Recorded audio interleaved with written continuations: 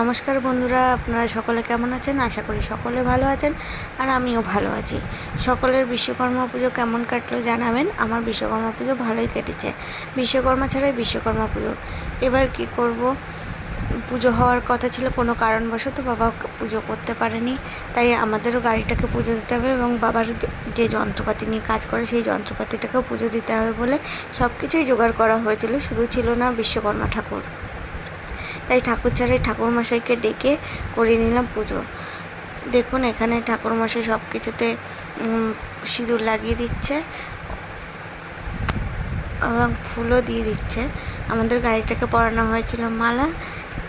পুজো হয়ে যাচ্ছে আস্তে আস্তে ফুল মালা দিয়ে। দেখুন কত ভালো লাগছে। মনটা সকাল থেকে খারাপ ছিল যে কী করব ভেবে পাচ্ছিলাম না। বাবা তো বললো পুজো করবে, তাই আমরা গিয়েছিলাম, কিন্তু বাবার অসুবিধা থাকার